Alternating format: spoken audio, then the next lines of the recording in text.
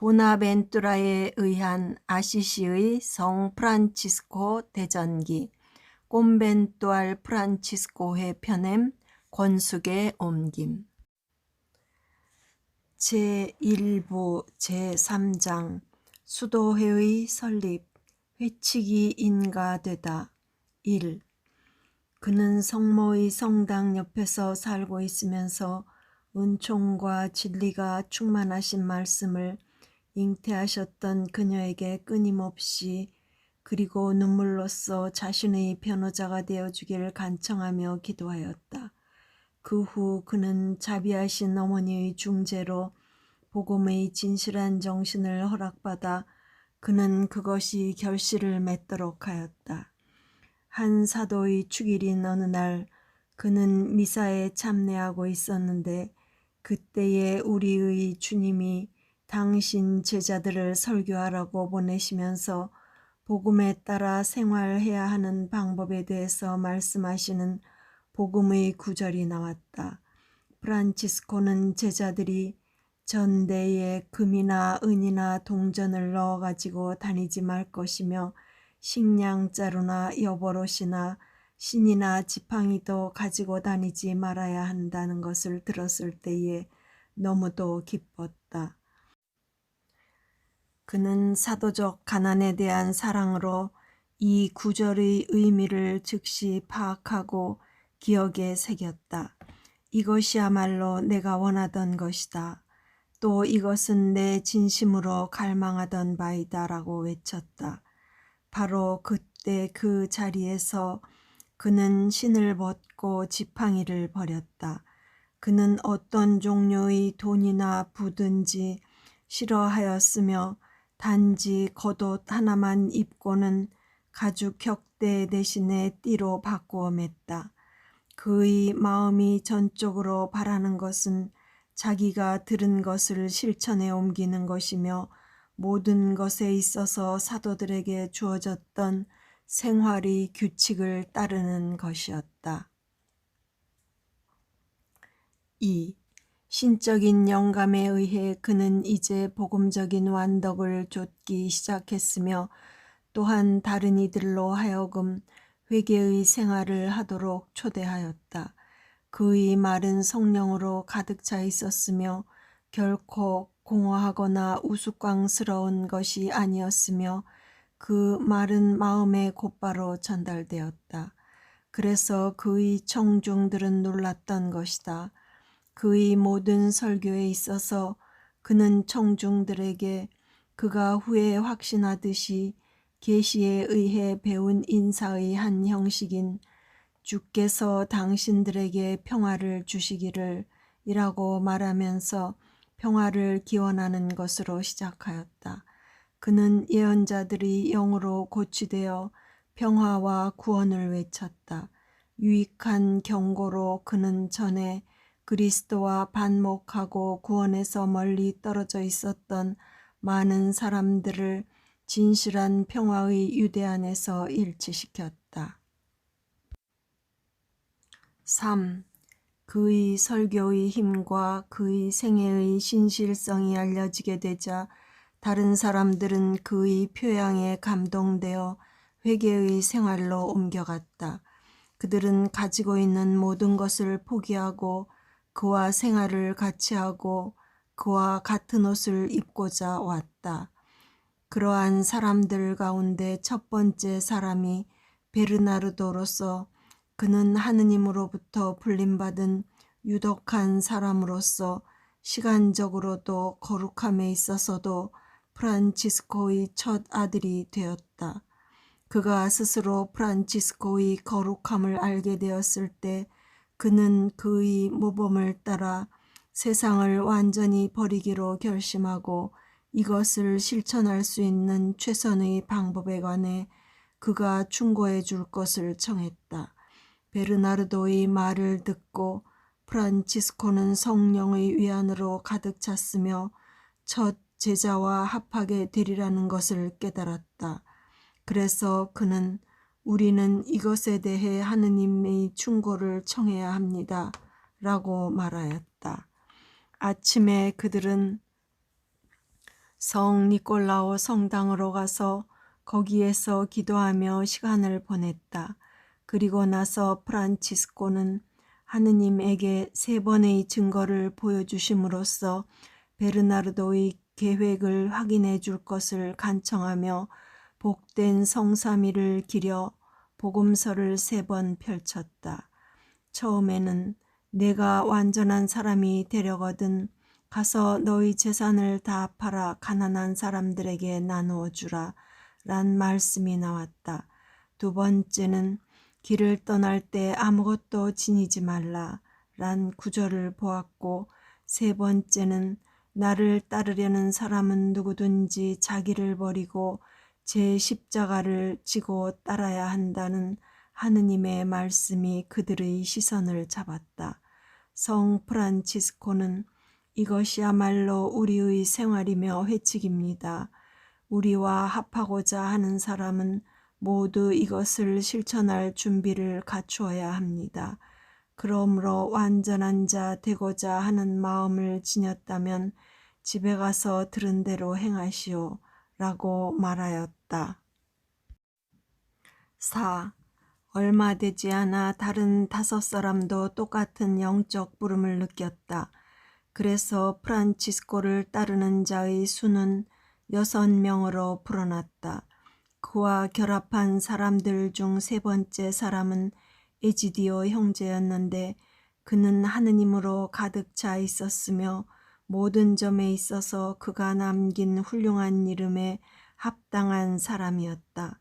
그는 매우 평범했고 배우지 못했으나 프란치스코가 예언한 대로 영적인 덕을 실천함으로써 유명하게 되었고 천상적 관상의 경지로 들어 높임을 받았다. 그는 계속해서 하느님께 자신의 마음을 들어올렸으며 내 눈으로 직접 보았듯이 그는 너무도 자주 탈원에 빠져 마치 그는 지상에서 살고 있었을 때 천사들과 맞먹는 생활을 하는 것 같았다. 5. 또한 이때 아시시 출신 신부이며 훌륭한 사람인 실베스테르 신부는 우리가 말없이 지나쳐버릴 수 없는 한 환시를 보았다. 처음에 그는 프란치스코와 그의 형제들이 행하는 방법을 보았을 때 이를 순전히 인간적인 방법으로 보고는 혐오감을 느꼈다. 그러나 그때 하느님이 무모하게 성급한 그를 구하기 위해서 은총을 지니시고 그를 방문하셨다. 그는 꿈을 꾸었는데 그 꿈에서 아시시 전체가 거대한 뱀에 감긴 채 꼼짝 못하고 있었고 이 뱀은 거대한 몸집으로 그 지역 전체를 파괴하려 위협하였다. 그때 그는 프란치스코의 입에서 황금 십자가가 나오는 것을 보았다. 그 십자가의 끝은 하늘에까지 닿았으며 그것의 양팔은 멀리 넓게 뻗어서 전 세계를 포옹하는 것 같았다. 뱀은 그것을 보자 완전히 굴복되었다. 실베스테르 신부는 그 환시가 하느님께로부터 온 계시란 것을 깨달았다. 그래서 그것을 3번째로 보고 난 후에 그는 성 프란치스코와 수사들 모두에게 이것에 관해 이야기했다. 잠시 후에 그는 세상을 떠났으며 그리스도의 발자취를 너무도 지극한 인내로 따랐기에 수도원에서 보낸 그의 생애는 그가 세상에 있을 때 보았던 그 환시를 더 확고히 하는 데 도움을 주었다. 6. 성 프란치스코는 그 환시에 관해서 들었을 때 세속적인 자만심에 빠지지 않았다. 그는 하느님이 내려주신 재능 속에 깃들어 있는 하느님의 선을 꿰뚫어 보았으며 자신의 온갖 지혜를 써서 인류의 적을 물리치는 일과 그리스도 십자가의 영광을 전파하는 데 더욱 열심하였다.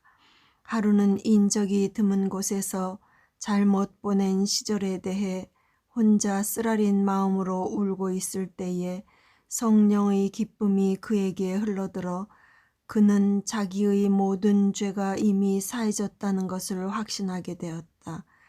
그는 탈원에 빠져서 경이로운 빛 속에 완전히 흡수되어 그의 영혼의 깊은 곳은 빛을 받아 반짝였으며 그는 자기 자신과 자기 아들들을 위해서 미래가 준비하고 있는 바를 보았다.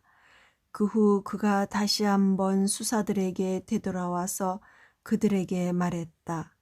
나의 사랑하는 사람들, 용기를 가지십시오. 그리고 하느님 안에서 기뻐하십시오. 우리가 단지 몇 명밖에 되지 않는다고 해서 당황할 필요는 없으며 경험이 없다고 하여 두려워할 필요도 없습니다. 하느님은 모든 의심의 그늘 너머에서 당신의 은총으로 우리를 많은 숫자로 불어나게 해주시리라는 것과 수도회가 멀리 널리 전파되리라는 것을 나에게 보여주셨습니다. 7. 이 무렵 수도회에 또 다른 훌륭한 사람이 들어와 프란치스코 아들의 숫자는 7명이 되었다.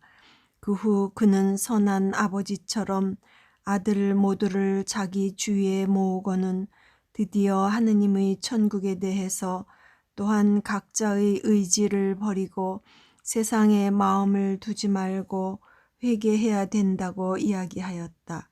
마지막으로 나라 전역에 그들을 보내기로 결정했다고 그들에게 말했다.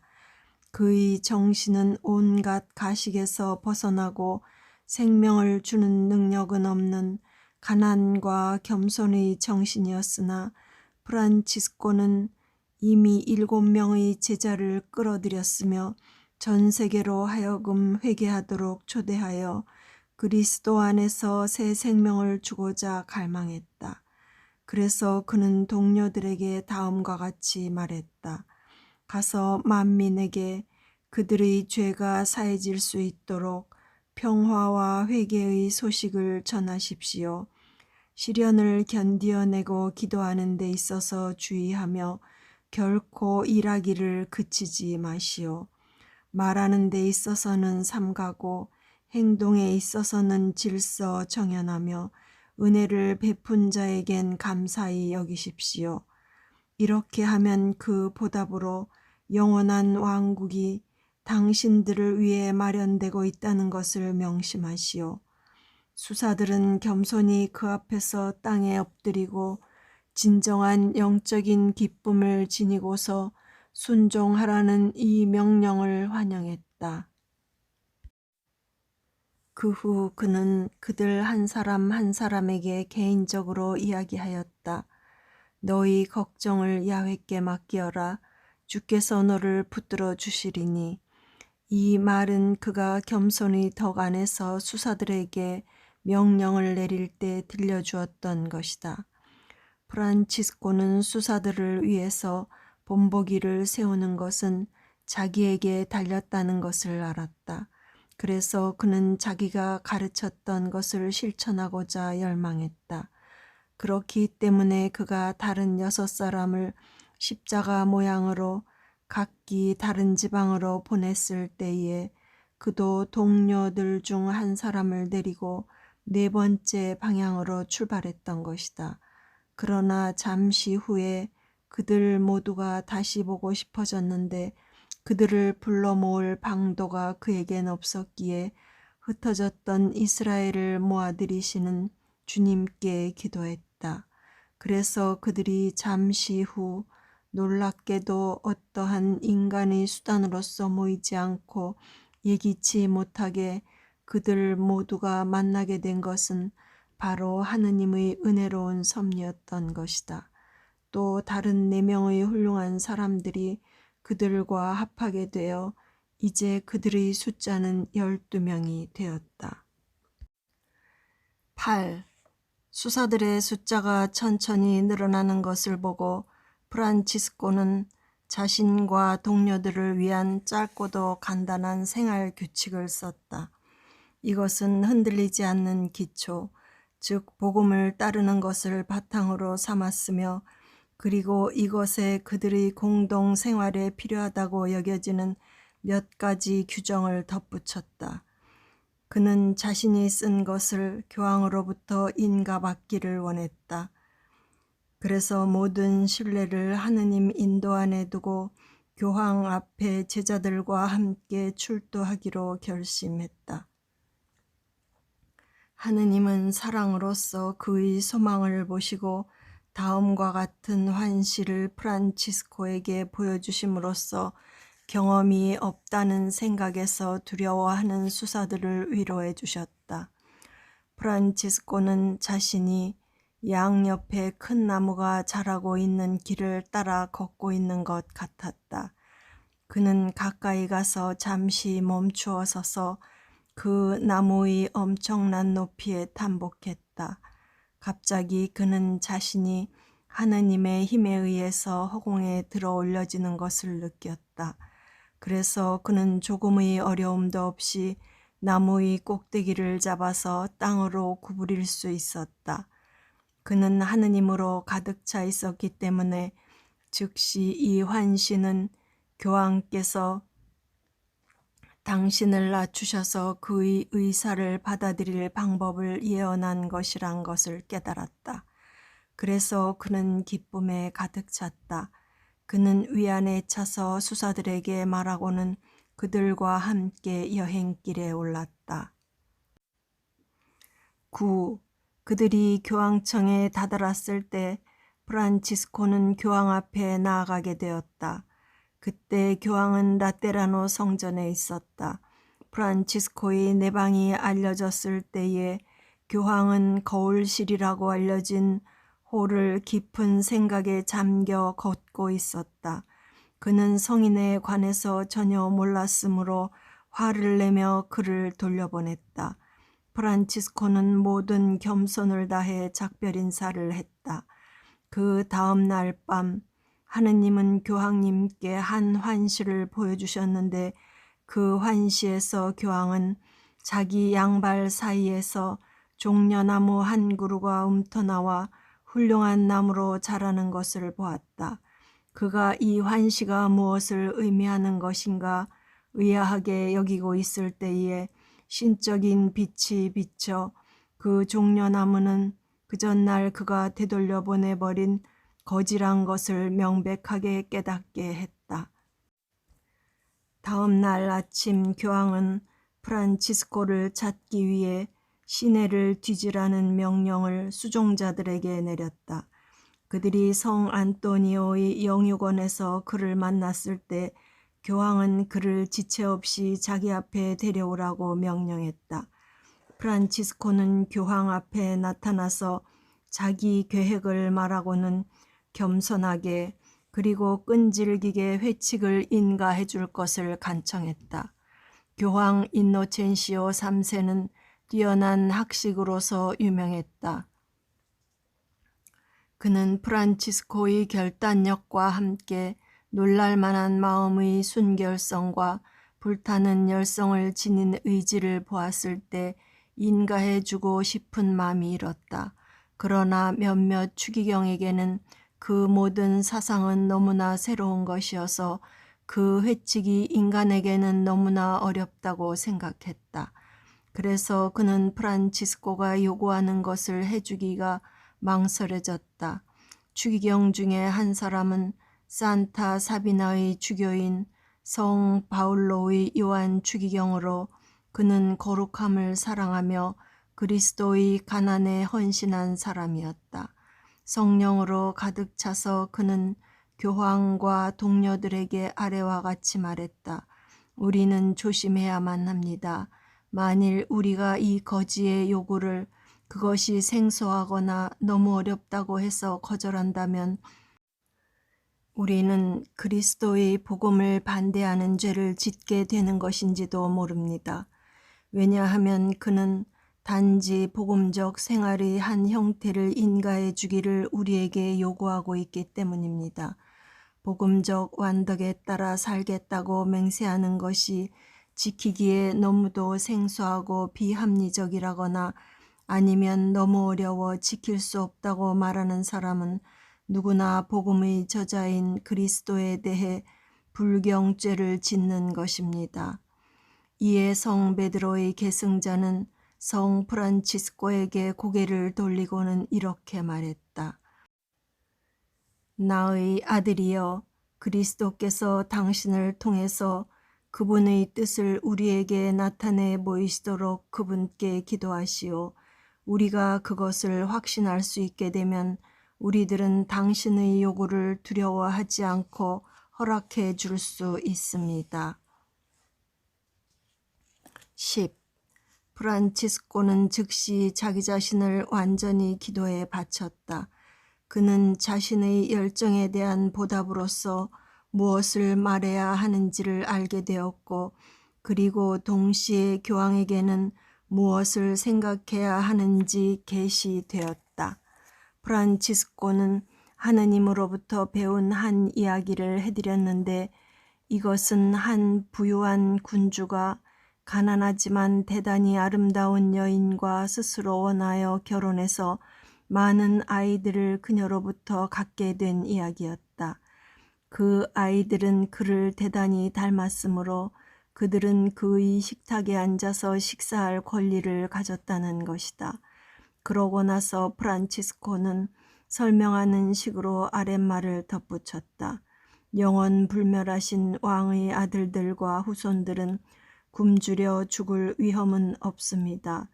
그들은 성령에 의해 가난한 어머니로부터 왕이신 그리스도 형상을 입고 태어났습니다.